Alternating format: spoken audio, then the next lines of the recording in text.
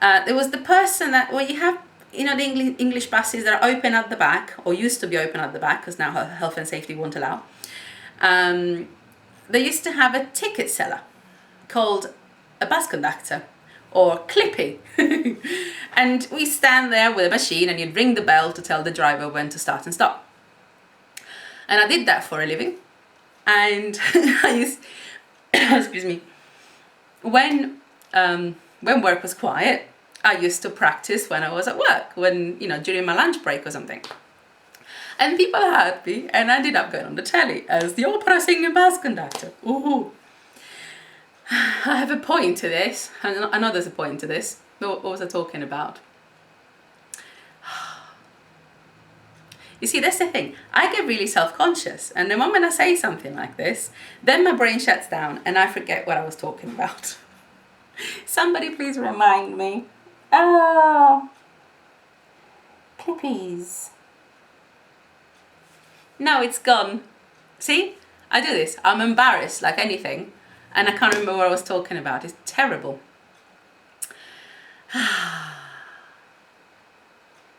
It'll come to me. No, it's absolutely gone. Unbelievable. Do you ever find that? Let's address the situation here, okay? Let's address the situation. What happens? What do you do? And this is where you can help me. What do you do if you find yourself in a situation where you're embarrassed and you just panic and you just, go, oh my God, you go really red, you don't want anybody to see you, and the more you want the earth to swallow you, the worse it is. Yes, thank you. Yeah. Well, I find the best thing to do is to laugh at yourself. Yeah, and it's so weird because my mind is completely gone. Yes, I was talking about Diction. Yes, that was it. It came to me. So, keep talking, that's the thing. So, because I was in the news and stuff like that, Richard and Judy from This Morning, they had me as a guest. So I went on This Morning, and they thought it would be lovely to show a bus conductor in uniform, which was like not even allowed. They had to, it's always good to love yourself. They had to borrow like an old ticket machine that people didn't use anymore, all stuff like that. So anyway, I went on, and they thought it would be nice to give me a makeover, and I had Nikki Clark, hairdresser to the stars, do my hair that just wouldn't curl. My hair you can't do anything with this hair, seriously. And they also gave me tickets to the opera, because of course. I won't say what company and I won't say what show, but I went to the opera, and I thought, I can't understand anything they're saying. It wasn't, I'm a fluent Italian speaker and fairly fluent English speaker, but I couldn't understand. The problem was diction. If you have a singer who sings opera like this, it might be wonderful, and the voice might be wonderful, the technique might be fantastic, the sound might be beautiful, but what you need is to also be able to work out what on earth they're going on about. And how do you do that? As we're talking, which is what we're talking about, diction makes all the difference. So if I was singing, I'll sing you a song, because I'm always better when I'm just singing. I'll sing you something in English. Something in English that I can think of. All I can think of is O mio bambino caro, which is in Italian. Do you know what? Just to sort of illustrate the point, the song is in Italian, but I'll sing it to you first without good diction, and then with good diction, okay? And it's quite short. So, I'll have to stand back a little bit. I don't want to burst on the microphone. So, oh mio bambino caro, mi piace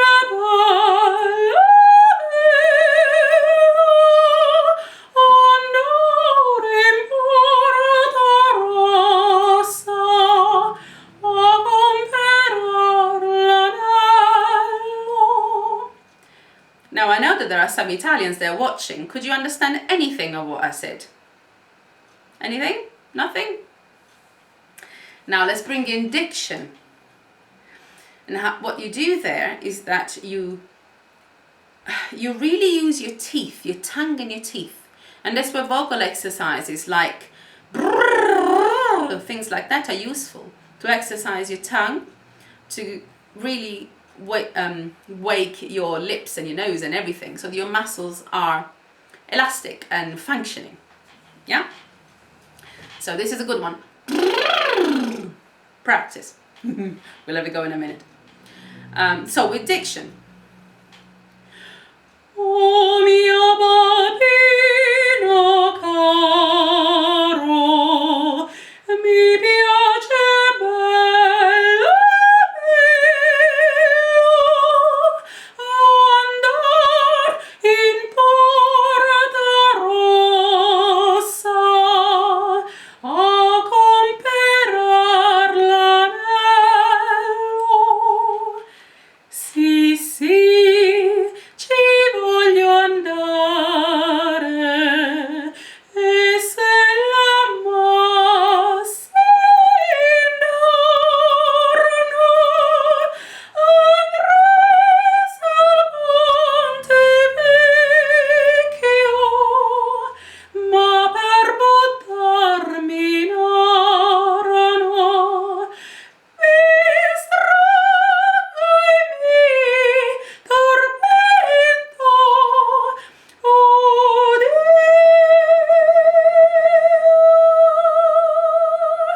vorrei morire, Babbo pietà,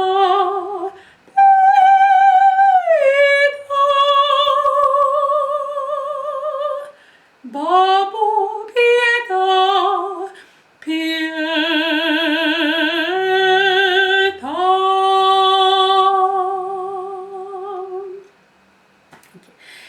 Now I know a lot of people, say Italians, really roll their R's.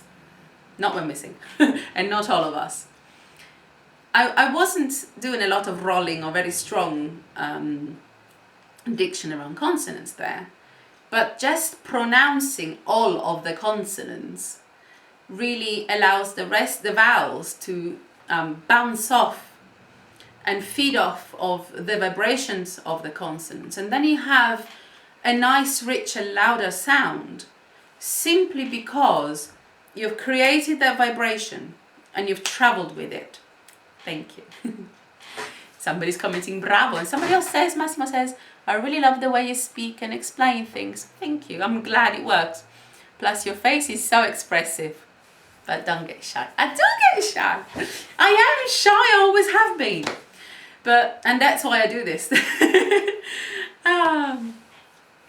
Italians do it better. Oh, well, I don't know. I think part of it with Italians is that we have balconies, and people are used to be in your face and out and about. I don't know. So yes. So just to sort of recap, breathing. I think especially we all need to breathe in through the nose. Yeah, I'm not telling people to. I know. Breathing through the nose is perfectly normal, but when speaking, when singing, breathing through the mouth, raise the soft palate, smile.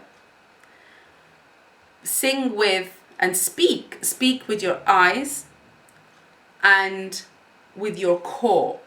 You really want to be anchored. Yes? So, and actually, I talked about whispering, but if you want to be heard more loudly, you don't have to shout. How to shout without shouting is amazing. Still the same idea. Soft palate up, smile. There's nothing more frightening than somebody who smiles at you while telling something that is really not nice. You know, if you're being told off, and this is actually also good for parents and teachers. If a child is misbehaving, you don't have to shout. You don't have to look angry. There you go. You can just really project from your core and say, I don't know, Annalisa, stop that. Stop doing that because it's not good for you. Now that was loud, it was projected, it was assertive. You can be assertive, which is much more useful and proactive than shouting. You could be shouting and you could sound like you're not in control. So always just project your voice, and you can decide whether you want to be gentle and whispering, or if you want to be firm and loud. And you can be at the back of the class and you need to have your hand right up. And if you want to say, what's the capital of Italy? You can say Rome, can't you? Fantastic. So I think I'm going to end it there. I hope it's been a useful session for you. And any questions, any comments, please leave them. And I will also leave the video up for people to see and share. Any questions, please leave a comment and I will try and either answer the questions or cover anything else in future sessions. Just to remind everybody, I will be doing live streams every Wednesday on the Project Opera page at 11 o'clock British time as part of my Wellbeing Wednesday with Annalisa all throughout lockdown. Yeah, so if you have any thoughts, any questions, please do ask. The other thing, we're sort of not getting any income at the moment because we're not performing or anything like that. I could really do with getting at least 1,000 subscribers to my YouTube channel, which is just Annalisa Vaughan. And that's what I also put other videos like this. On a Friday at the moment, I'm covering Neapolitan songs. I've done a little recording on how to sing Torna Suriento, how to sing O Sole Mio. This Friday I'm going to do Funicula. And if you have a favorite Neapolitan song, do tell me all about it. And what else? Also, yes, for singers, anybody who is studying Italian music, I'm also reading arias to help people with pronunciation. And again, that's on YouTube. Anything else? Well, I suppose it's worth mentioning, this was a little taster of the basic of how to project your voice. When I run my workshops in schools for teachers, usually a lot of stuff sort of comes up to the board. A lot of people do feel the need to talk about stuff, and there is a lot of tension going on. People do worry about things, and anxiety may be something that affects both pupils and teachers. So if you would like to book a session with me on either one-to-one or I don't do Zoom, so I can't really do group things like that, group sessions online at the moment, but perhaps we can chat and we can see how we can work it out. If you feel the need to have a workshop at your school for your teachers, if you feel they're really struggling at the moment, I could come and do one. If you have a playground, why not? So just get in touch. Other than that, enjoy the rest of your day, enjoy the rest of your week, stay safe and keep singing. Bye bye, ciao a tutti.